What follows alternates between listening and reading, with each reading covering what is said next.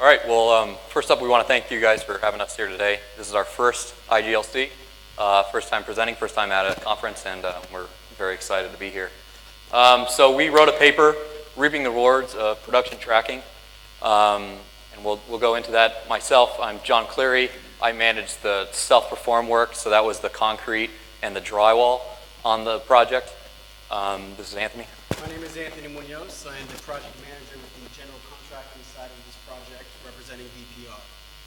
Full transparency, we are not researchers or academics per se, but that's not to say that we are not passionate about continuous improvement. With that said, let's jump right into it. Inefficiencies in productivity are the lead waste in the construction industry.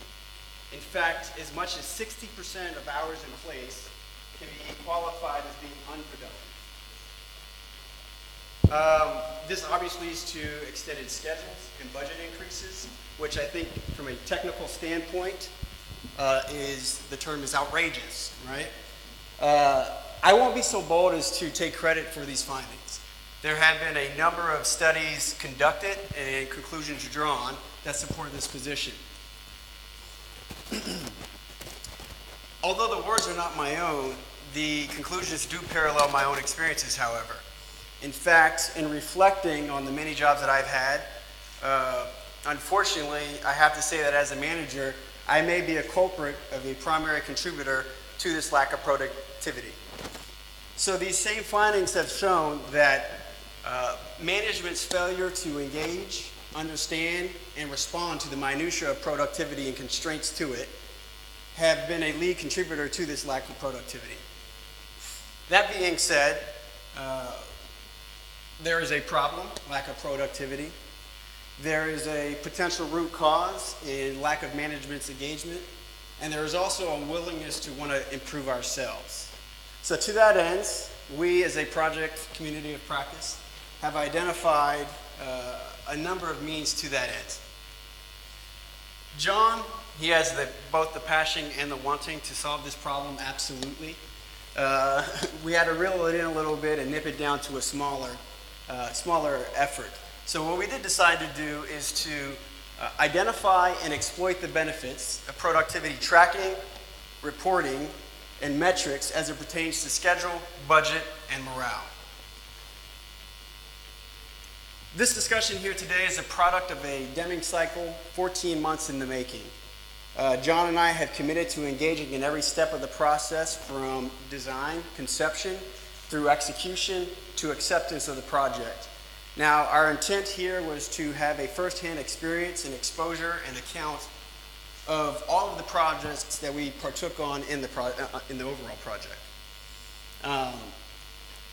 So before we get into the nuts and bolts of what our study was, let me give you some background on the project itself.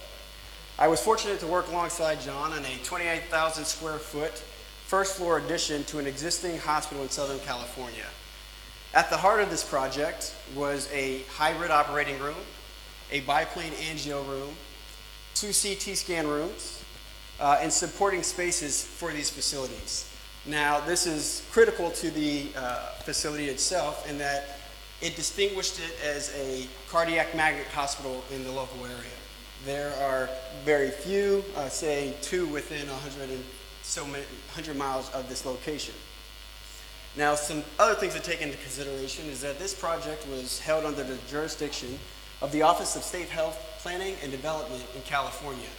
Now, to those not in the know, OSHPD, as it's frequently called, is often known notoriously as one of the more stringent and difficult jurisdictions to work by. It presents a whole separate set of challenges. Most excitingly about this project is that it was an IPD project.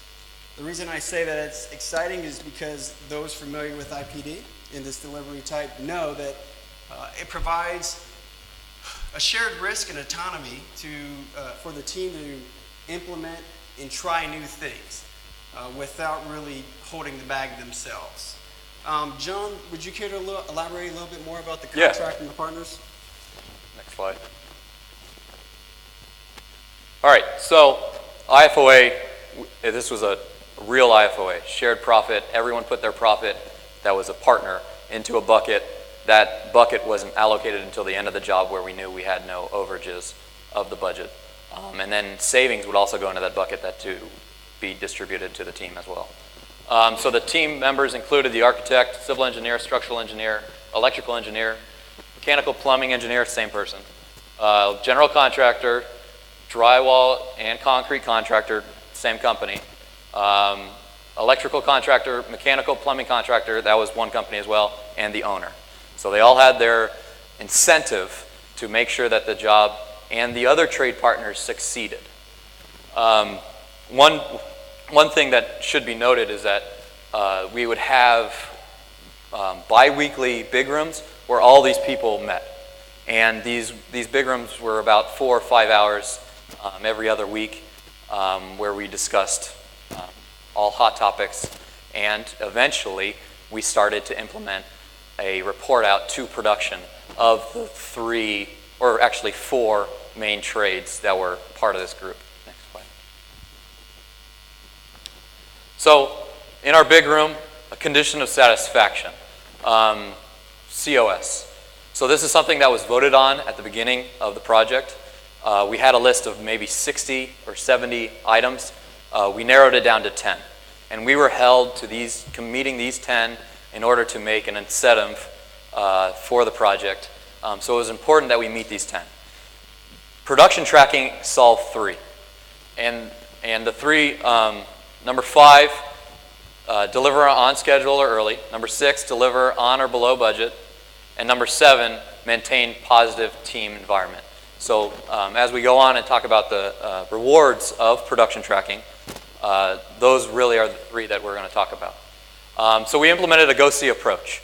So the go-see approach is about making decisions based on job walks and real-world conditions.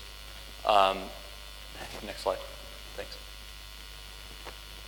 Next up, digital production tracking. So this is how we scientifically produced quantities so that we could track weekly our production. Sorry, it's a little hard to see, but so the green line would be walls that are framed, blue, not quite done, partially complete. And by having this system, I can get accurate quantities that would be inputted into a database that then shoots out my production rates per week. And then using those production rates, we can see how we're doing on the job. So just so you guys know, this is a program called Digital Production Control. It is linked to on-screen takeoff, which is how a lot of our estimators at our company put together their estimates. And then I can just extract it as a project manager into Digital Production Control, and using the takeoffs, I can mark what's complete and what's not. Okay, so this is the report that you get. After you put all that information in, so that's time in, and then the quantities that are complete that week, you get this report, and this is the production report. So you can see here's our budgeted quantities, and I just gave you 4 phase codes. We had about 100 phase codes for just drywall. So we're very specific, but here are just 4 quick ones. We have our budgeted units, budgeted hours, and then that production rate. So this is the goal of us to meet this production rate on the project.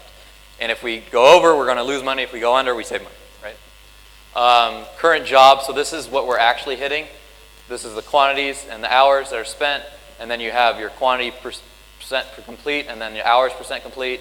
And then from there, you can get a projection. And that's just using that production rate that you're getting. You're going to see if you continue at that rate, what you're going to get. And you can actually override that in a different tracking system that we would use when we get influence from other trades or partners. So this is what we actually show in the big room. So we're showing that to all those 9 partners, and we're seeing what can come out of it. So it would start a conversation. If we're struggling in top track, we're going to know what happened. So real world example. This is what actually happened. So if we presented our production report in an early meeting of the framing portion of our job. We were falling behind on the budget of top track. So we had to discover why. So we did the go-see approach. We met with the structural engineer. There was an issue with the top track detail. So we wrote this RFI. The engineer came back with his answer right away. It was the day of, and our production was approved. So let's go a little more detail. So here's our actual detail. It's a little blurry. But anyway, so it was a metal decking on the roof. And so we're shooting up our top track. What happened was that the detail calls for 8 inches shot pins on the top track. That didn't really help us because the metal decking had 12-inch spaces. So what we'd have to do is put this steel plate and shoot it up, put fire stuffing in it, so the guy's kind of like working like this with this metal plate. So that wasn't a very productive process. So what the structural engineer came up with our input was to increase the duration of shot pins, but he allowed 16-inch spacing. And that eliminated that steel plate that was so cumbersome. And if you go to the next slide. Before we do, it's also important to note that by adding that additional plate, you're increasing the work overhead, working on top of ladders or lifts. That only increases the risk, safety concerns for the installing workers. So that was something that we took in consideration, and really one of the reasons why we raised this up the flag. So originally, we were supposed to hit 6.2 linear feet per hour. That's our budgeted rate. We were hitting at 4.9 lower, so we were losing money, right? So this is the red flag. We printed out this report, brought it to the structural engineer. We said, let's go figure this out today. Next slide. So here's the revised detail. He said, and if you go back to that RFI, he'll say that 16-inch spacing. So we're eliminating that steel plate and being able to not have to deal with overhead fire stuffing and can go right to the metal deck. So, good news, right? New production rate, 9.9 linear feet per hour. Great success. And we thought it was a great example that we definitely wanted to show to you guys today. So I think it's easy to correlate how production tracking impacts both schedule and budget. What's a little more difficult to quantify is overall morale. Now, we could have created a Likert scale, a survey, and sent it out amongst the group, but wasn't that great of a sample size. And two, I don't think numbers truly do justice for what is heartfelt. So in our very last big room meeting, we conducted a retrospective. We did a start-stop keep, and then also just sediments of the project experience as a whole. And we've got a flood of responses from executives all the way down to installing contractors. Two of them that I chose to highlight are from two of the notoriously challenging parties to get on board with the IPD delivery. That is from both the owner. The reason why it's difficult is because they assume some level of risk that they otherwise wouldn't in a traditional project. And the other is the jurisdiction. So I had mentioned earlier that OSHPD is notoriously difficult. But if you read these two statements, and I won't read them for you, at the heart of it is that there was a sense of pride and commitment, and that this team, the team that we put together, was the best team that they have ever worked for.